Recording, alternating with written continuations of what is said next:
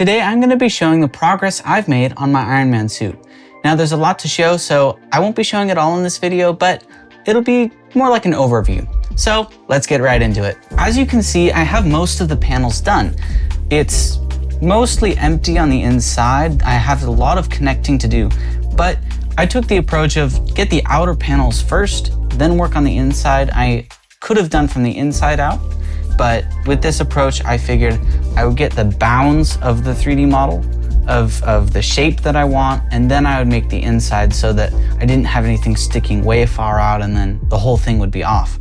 I didn't want that. As you can see, I have a little box set up right here with side ones in front and the back, and then I changed the opacity on them to be one way. Now on the inside of the model, let's take a look.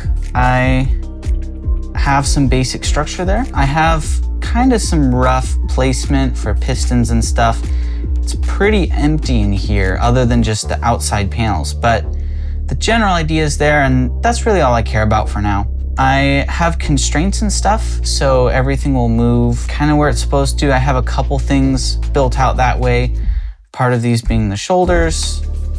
And as you can see, there's 2 panels here. There's going to be a third one. So everything's just kind of generally in place. I've got stuff mirrored so I can break things apart and only model things once. That's a big key in this entire project. Moving on to the back area, I have some panels here. I'm gonna have to put in servos and stuff. I wanna make this entire model functional as I can. It's not gonna fly, but it's gonna have some cool stuff. Now this last part I'm gonna show, I'm gonna take a little bit more time with, and that's the leg. It's what I've been working on most recently, and it's one of my better parts of this suit. Starting at the toes, I have this part right here. This one I'm kind of proud of. It's definitely one of my cleanest models so far. Right as I started modeling the foot, I started watching a bunch of tutorials on clean topology, and I've really enjoyed doing that. It's really helped with the modeling process. It's made it so much faster, and I just learned a bunch of stuff that really helped with this. Now I've kind of broken this into 2 main sections. There's the outer panels and the inside panels. I can just hide the outer ones and I get to the glorious inside. Now I have some reference footage. If I hide that, you can kind of see there's a bunch of stuff going on. I think it's a picture of either concept art or a toy concept art or something like that for this actual reference photo that I'm using.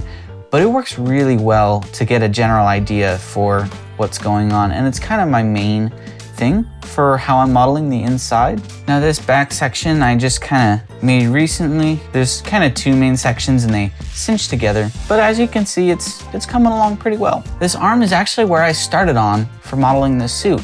I thought, well, I should start with something on the outer, kind of work my way towards the torso, which is the most complex. And as I did that, I was learning Blender and I was learning how to do things. I'm really glad for that, because then when I got to the torso, it was a lot better.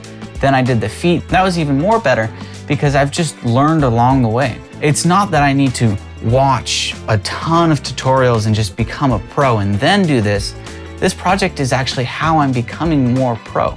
Now, one thing I forgot to mention is this hand is also downloaded from Thingiverse, and that's because it's just a placeholder. I'm gonna make it all myself. That's kind of my goal with all this, is I don't really wanna just download something, make it. I would be good at 3D printing, but I wouldn't learn as much. That's the goal of this. I hope you enjoyed this video. If you did, please consider subscribing and hit that notification bell. I'll see you next time.